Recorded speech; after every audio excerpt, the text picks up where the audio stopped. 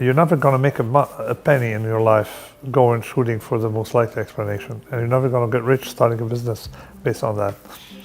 The problem is, of course, that it follows too much common sense, elementary common sense. It delivers the current prejudice you have, and of course you can't get an Einstein using previous belief. By definition, science is a revision of current beliefs, okay? Challenging. By definition.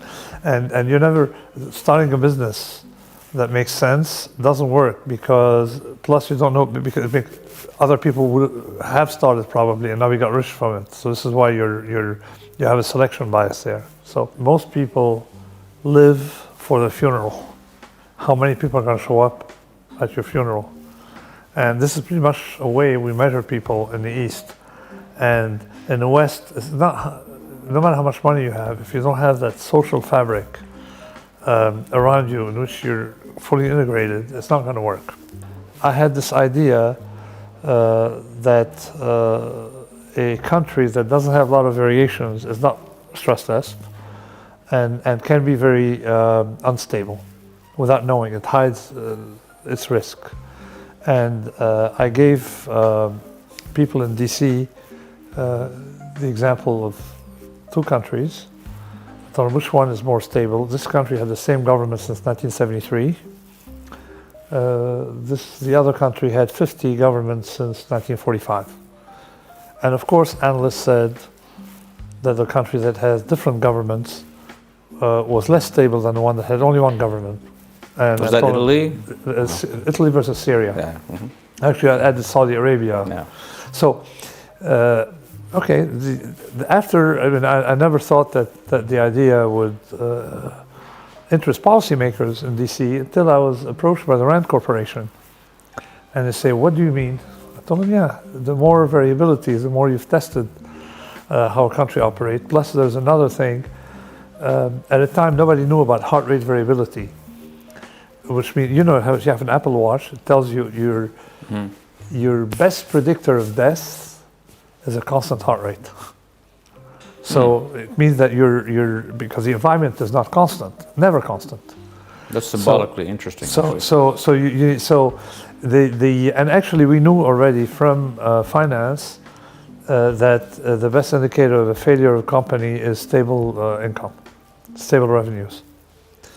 And in the crisis 2008, the funds that had the most steady income were the first to go bankrupt. So Bernie Madoff constantly making more money every year. Exactly. There we go. So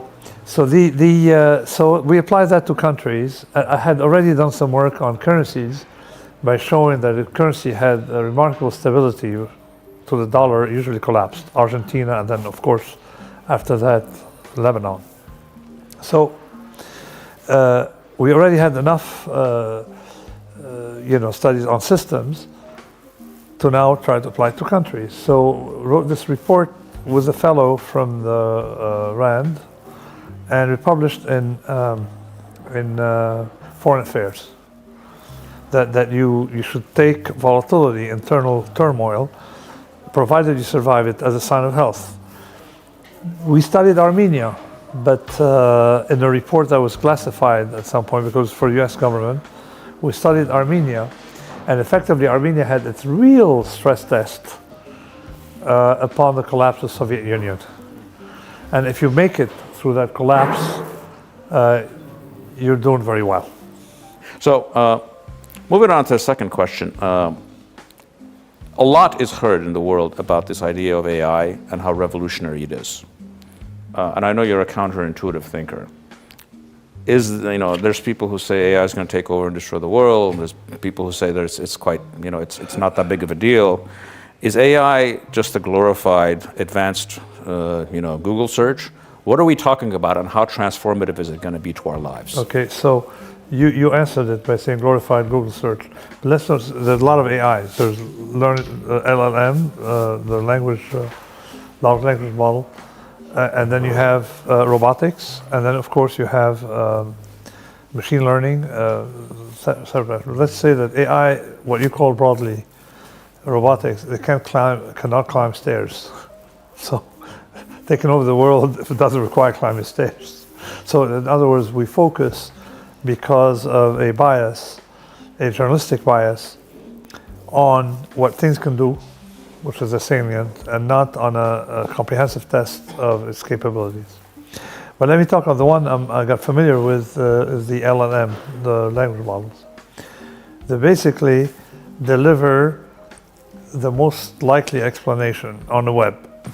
Plus there are other tricks which trick the system. It always delivers a statistical thing.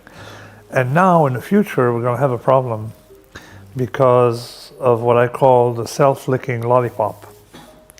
Because a lot of the web now is populated by these models, learned language models, the information, and which feeds into learning. Mm-hmm. So we're ending up in a very circular. It's a self-feeding loop. Self-feeding loop. What I call self-licking lollipop. Right? So of course, the huge use for AI. It's like I was, when I started trading, I'm not very good with numbers. I'm good with math, but not numbers. I didn't know that. So I needed a 12C calculator, and without 12C calculator, I wouldn't have survived.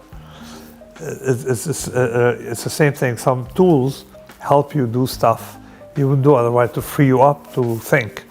And I think that AI will help us in many areas.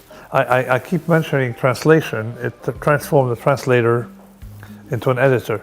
So you can translate books a lot faster, but it's not sufficient.